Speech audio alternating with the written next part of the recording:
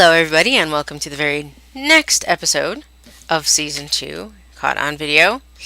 This is officially Season 2, Episode 2. And you might wonder how that came to be. Some people have even dared to suggest that this is Season 2, Episode 3, but you see, I am a clever girl. I hopped in my TARDIS, I went back into the past, and made this Episode 2. Check out the past. You'll find out that it is all possible. Anyway, so this show is on a special occasion, and that's what this show is going to be about. And according to you and your poll results, you would like to see shorter shows more often, and that is something that I can do for you. So what we're going to do is more like 15-minute shows, but every week, maybe sometimes even more, because I can work that out for you. It's just doing the long, 30-40 minute shows with the whole Q&A and the makeup tutorials and all that all at once is really difficult for me to do. And, working out all the editing and it's really hard, especially now that I'm doing my own business. Yeah. So, we are going to focus on this particular show and this particular episode on the theme of the show, and then next week I will be doing Q&As with you. Actually, I have the Q&As pretty much done, so you might get that sooner. And then we are going to do the makeup tutorials, the lash makeup, which I actually have on very, very thin right now. I mean, just basic lash makeup, but we're gonna get a little crazy, and I promise I will get you through the makeup tutorials and the hair, wig,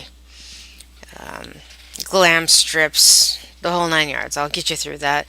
It's just going to maybe take a little longer because the shows are going to be a little shorter. Okay? But this is going to be a lot easier for everybody because you're actually going to get more shows more often. Cool? Cool. Alright, so, how did I come to... Yeah, we're skipping Q&As. No Q&As right now. Next week. Next week is for you. So anyway, for those tuning in just now, my name is Halliwell. I've been a model for nearly 27 years. I've been in internet radio and actually created some firsts on that front, which is kind of cool. It's nice to be the first at something. Most notably right now, I've started my own clothing shop for ladies with curves, and that's all sorts of ladies because, if you're straight up and down, they put you in a tube, and if you're, normal size, which normal size is a 14 in the United States, if you are anywhere near normal size or larger, they put you in a bag, and we all have curves, and so I'm throwing out size altogether and serving for curves, and that's what I do. So I've been working on snazzy pants for some time. I was laid up in surgery after surgery healing, and this idea kind of popped into my head, and I thought, whoa, wait a minute, I've had a hard time finding clothing to suit me, maybe other people are, and bada boom, my clothing store, Snazzy Pants, was born. You can find that at snazzypants.me, but that's not what I'm here to talk about. I'm just filling you in on my past so you know that I kind of know what I'm talking about. And having been in radio, well, Caught on Video is kind of a little step forward into visual media. So yes, can all stare at me and go, what the hell is a lady with pink hair doing on television? Well, there we are. Okay. Hi, everybody. Yeah. So, now we're on to topics. And the topic does sort of start in my snazzy pants, because I was advising a lady who she needed special help with her sizing because she actually was male. She was built as a male, and so she needed extra help with her sizing. And I'm like, oh, yeah, no problem. Okay, let me look up some, sizing for you, and we'll get you fit into something. And I have some really cool pretties and things that really accentuate the curves. So I was kind of excited to help her out and find something that would really bring out more feminine curves. And she turned out to be a really cool person and somebody that I would like to be friends with. It was really sad that eBay has these like laws and rules about, befriending someone that is a client, and it was really sad. So let's call this girl, because I can't really call her by name. So let's call her Perpigillium. And anyone that gets that reference and who she traveled with, both of them, I will send you a free bracelet. Just tell me if you want rose and which color is your favorite, or spike and tell me which color is your favorite. All right, and I will send that to you. Okay, so yeah, Perpigillium and I became really good friends, and yes, she was male under all of those clothes, but she had a definite female side, and I really felt close to her. And then she told me after our interaction, she didn't even buy anything, and that was, cool.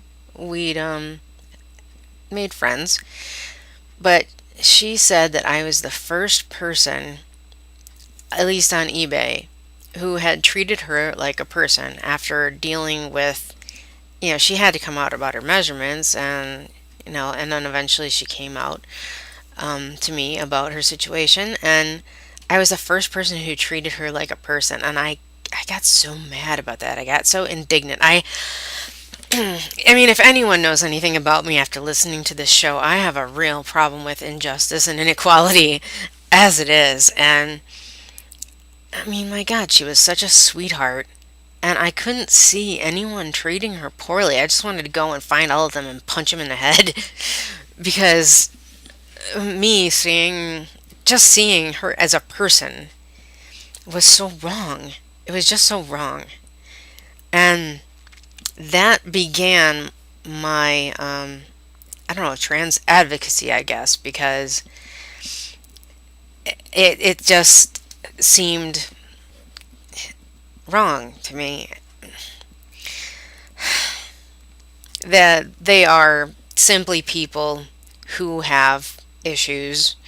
And I think gender issues are some of the hardest to overcome, especially in our society, that, I don't know, finds a problem with people being themselves. I mean, I had a friend at one of the places I worked a long time ago, and he said, it's okay to be gay, and it's okay to be, straight, or have whatever religion you want, whatever, blah, blah, blah, but it's not okay to be yourself. And I'm finding that more and more true the older I get. And my boss there had a real problem with me because I was very unique. I was going through that period where I was wearing long velvet gowns and, had long red hair, and I wore a lot of, I don't know, symbols that weren't necessarily evil. They just weren't understood by her, and she took me the wrong way. And if anyone understands that sort of bias, I guess it would be me. um, Andrea really wants to know. This is who the show is about, actually. She's a supermodel, a male supermodel who has become what she feels is right, and that is a female supermodel. And in both cases, she has been beautiful. Oh my God, if you see pictures of her as a man, you just melt. I mean, she looks female in any case. She's beautiful. Probably one of the most beautiful men I've seen. And it's just really hard to look at her and not think this is a beautiful woman. And she's wanted to know why people want to back her. And she has a Kickstarter, which has started today, actually, Tuesday. The what the heck is today anyway?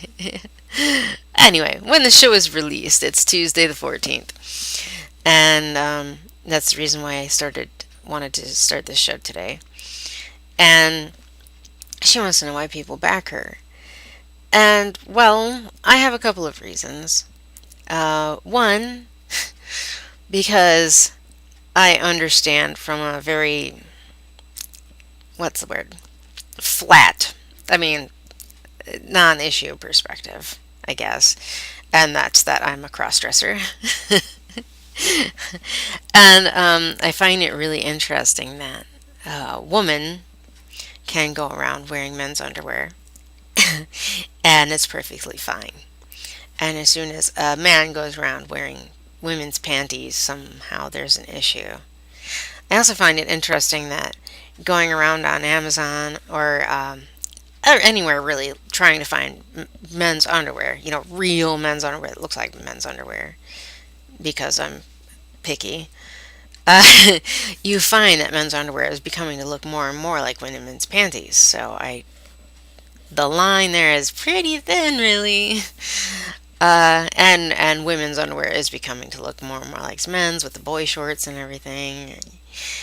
But I find it really interesting and really sad that it's become acceptable, actually. I was talking to a girl who uh, I just kind of opened up and told her, yeah, I wear men's underwear. I wear boxer shorts. And I do it as a means of cross dressing because I do have a very masculine side. And I don't know, I feel better.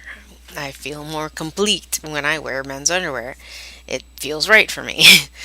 And she said, so do I. I'm like, wait, what? And she said that she started taking them on when her sons moved out and she found that they were just more comfortable. And so I've been talking to other people and they're like, oh yeah, girls wear men's underwear all the time. It's no big deal. And I'm like, why is it no big deal? This is cross dressing. You are actually cross dressing. Doesn't it cross your mind? And somehow it's okay. As soon as a man puts on women's panties, there's some sort of uh, stigma around it. Like, there's some difference between women doing it and men doing it. Is there a difference in intent?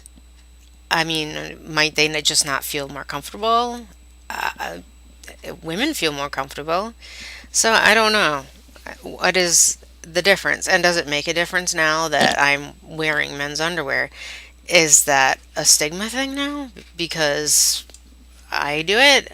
And should there be? Because men who do it, there's a stigma. So there's a little bit of righteous anger at the double standard that men who wear women's underwear have this issue if they ever came out about it. And, you know, one sec. And,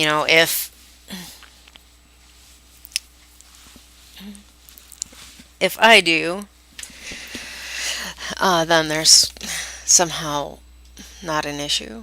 Yeah, now you're going to see me in all these pretty dresses and know what's under them. So, anyway, that's just one really small thing. Why I feel like, because I was doing this before I even spoke to Perpigillium. And so I felt some sort of, oh my God, so people are mad at her, for dressing how she feels. Even though there's a man under there somewhere. Uh, why wouldn't I get flack? Or would I? Or will I? I don't know. I'm, I'm flabbergasted at the double standard. So there's that. The other, let me, let me get a little more closer. So the other thing is, there is the issue of child abuse that people kind of I've touched on here and there on a couple more shows, and definitely on an extra. So I'm not going to go into it very far, but I realize that this hopefully isn't something that we share. But when you endure a great amount of child abuse through most of your life, and you try and try and try and try and try and try to inform your parents that this is happening to you. And then you realize that they knew all along, and not only try to burn everything you used to inform them, but eventually they start trying to shut you up. They start calling you the rabble rouser and the troublemaker, and eventually you become, I don't know, worse than the person that did it to you because you're actually trying to call attention to what happened. There comes to be a need for attention to be called to the situation. You start saying, hey, this wasn't my fault. This is you guys. And you guys let this happen. This happened. It was horrible. You allowed this to happen. And where is justice? Where are police? Where is, someone anywhere to say, this is wrong, and to stand up for what happened? And I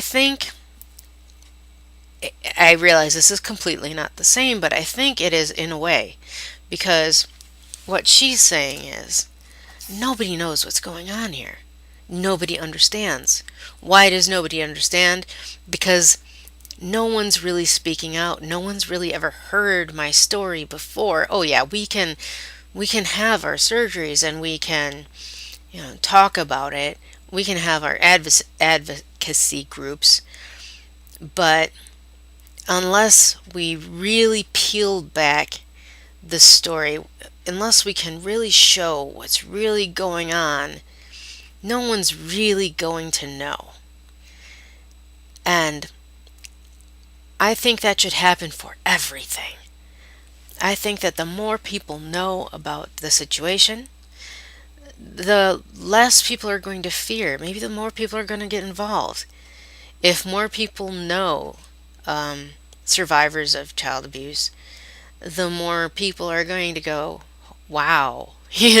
and maybe the more people will do something about it in the future. The more people will be aware in the future. And if more people know what it's like to grow up feeling that you're in the wrong body, and are more aware of what to look out for, maybe it won't be such a big deal, and maybe more kids will grow up actually being who they are instead of growing up under such stress. It's all about demystifying the situation, and that's where I am with Andreja. The fact that she, at such a young age for a person, I mean, like I said, I've still got issues I'm working out, and gender issues are a really huge thing, and that's not an easy thing. So I totally applaud her for getting to this realization this fast. And my God, the thing is with science, and speaking science, which I said I would, with the X and Y chromosomes, I mean, we all start with the female chromosomes, and then you have to become a man. The chromosome has to change in order to become a man. So it is very more likely that the chromosome won't change fully, because it has to change to become male. And this is why we have more men who feel that they are women than women who feel that they are men. It's the male chromosome that doesn't really complete itself. The copy doesn't copy perfectly. And yeah, you can look that up. As far as chromosome wise, it's a fact scientifically that they are actually women trapped in a man's body. It's in their code. There's nothing they can do about it. And it's not a matter of actually feeling that way. It's the fact that they actually are that way. And, science. What can you do? It's nothing like you can argue with. But, like I said, all you had to do was look at Andre to see that Andreja was definitely there. Oh my God. Beautiful, beautiful person. So,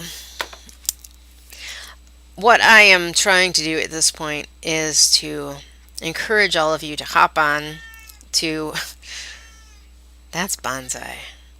I would like all of you, if you would, please hop on to Andreja's Kickstarter. It's really easy. You just go to Kickstarter.com and look up Andreja, which is AndreJA, and you will find her Kickstarter. Give something, anything. Um, what is, I think, really important is to get a hold of that DVD so that at least your eyes can be opened as to what she went through. And what also can come with that DVD, if you want, is her journal of the time that she spent in the hospital, the time she spent thinking before she went into the hospital. It's very important that that information gets out there so that more and more people are demystified to the cat right in front of you, the situation. it's it's important to humanity in general because the more people there are, the more transgender people there are going to be. It's just a fact. The more people on the planet, the more transgender people there are going to be. It's like, autism, and the more people on the planet, the more autistic people there are going to be, the more we, it's like any other type of person. And we are looking at, 7.3 billion people on the planet right now. So it's just going to be a fact of life. And the more that we get to know the people around us and the more people speak out about who they are, the more well-rounded people we're going to be. And maybe the more we'll realize about ourselves. So there we are. I honestly think that this is an important cause. I take up very few, but the few that I do take up are severely important to me. And I'm definitely backing Andreja on this one. So, and it's odd.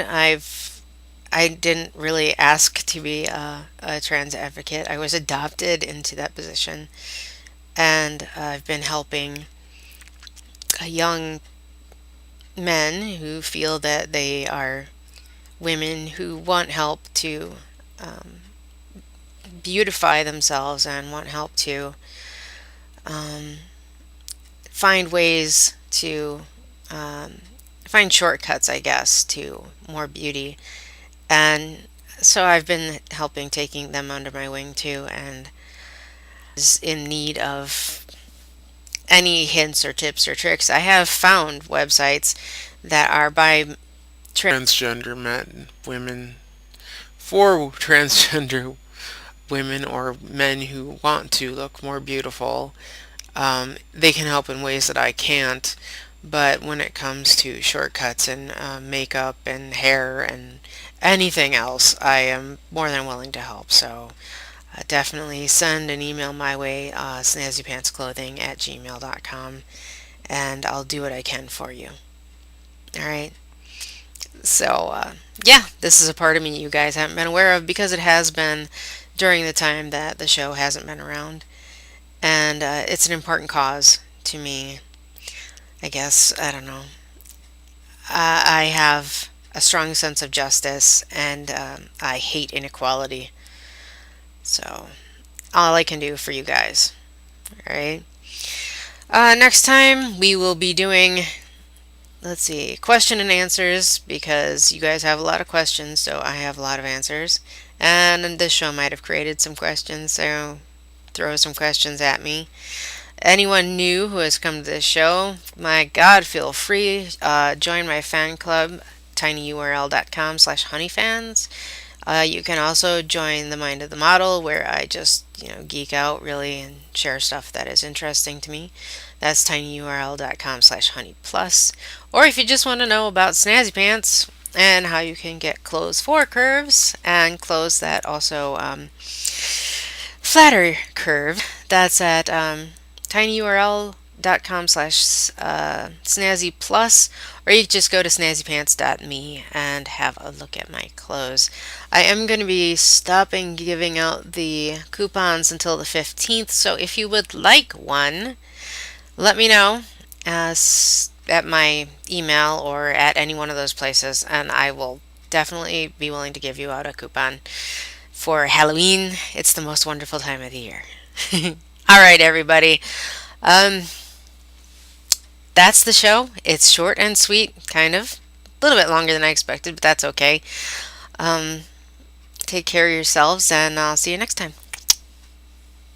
It will happen again. It's just a question of when.